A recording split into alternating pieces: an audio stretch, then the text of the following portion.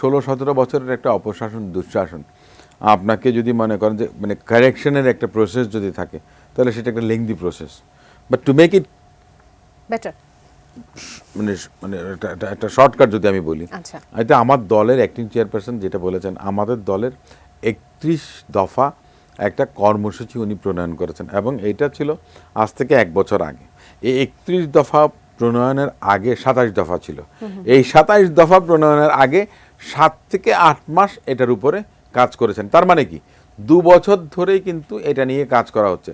Rainbow নেশনের কথা বলা হয়েছে।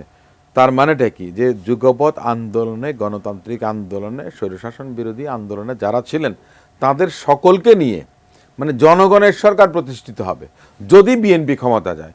বিএনপি ক্ষমতায় যাবে কি যাবে না ওইটা ইম্যাটেরিয়াল একটা বিষয়। আমি জানি না, আপনি জানেন না। আপনি কি আমারে ভোট দেবেন? নাজমুল সাকিবকে আমাকে এসে ভোট দেবেন? মানুষ কি আমাদেরকে এসে ভোট দেবেন বিএনপিকে? আমরা তো জানি না। But happen to happen, let's say BNP comes into power. আপনারা আসলে 31 দফা যেটি আছে সেখানে আপনারা জাতীয় ঐক্যের কথা বলেছেন, সেটি নেশনের কথা বলা হয়েছে।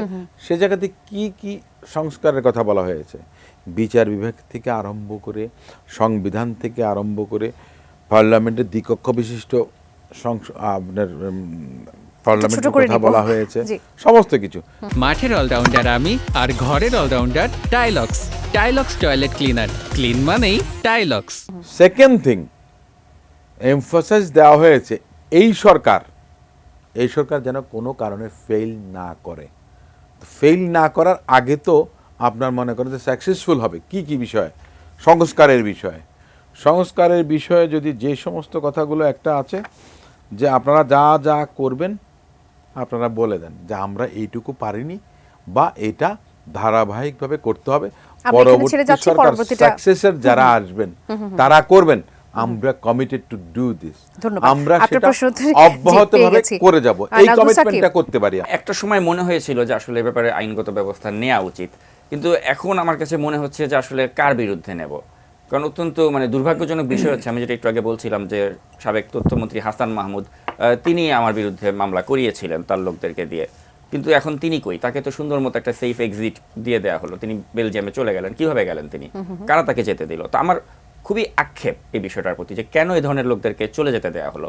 অবশ্যই যদি হাসান মাহমুদ দেশে থাকতো আমি তার বিরুদ্ধে মামলা করি। প্রতিহিংসামূলক মামলা তো করা হয়েছিল প্রচুর, এবং আমি নিজেই তো তার একটা মানে ভিকটিম ছিলাম। আমি এই সময়ের কথা জিজ্ঞেস করেছি, যে সেন্ট্রাল গভর্নমেন্টের সময় যে আপনি কি বলতে চাচ্ছেন যে হত্যা মামলাগুলো যে করা হচ্ছে এবং হত্যা মামলায় যে অনেককে, ওটাকে একদম সেটি নিয়ে একটি প্রশ্ন, এবং অনেক মামলার আসামিকে ছেড়ে দেওয়া হয়েছে। আমরা 5 আগস্ট পরবর্তী সময় দেখেছি যে অনেকগুলো হয়তো খুনের আসামি তাকেও ছেড়ে দেওয়া হয়েছে, সেটি নিয়ে কি মন্তব্য করবেন?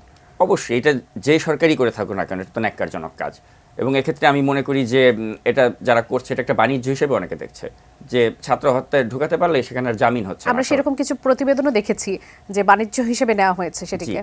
এটা অত্যন্ত দুঃখজনক, আর বিশেষ করে যেখানে একজন নোবেল বিজয়ী অর্থনীতিবিদ, যার প্রতি জনগণের এতটা আস্থা দিয়ে এবং এতটা ম্যান্ডেট পেয়ে তিনি যে মানে এভাবে ছাত্র জনতা তাকে এভাবে ক্ষমতায় বসে যে তিনি বলেছেন যে ছাত্ররা আমার নিয়োগকর্তা, ছাত্র জনতা সকলেই তার নিয়োগকর্তা, তো তার কাছে তো আমাদের এক্সপেকটেশনটা অনেক বেশি। তো তিনি প্রধান উপদেষ্টা থাকাকালীন সময়ে যদি এ ধরনের বিষয় হয়, যেভাবে ওই আওয়ামী লীগের মতো করে ওই শাসনামলে যেটা হতো এভাবে কাউকে ভিক্টিমাইজ করা হচ্ছে, এটা খুবই আনফর্চুনেট।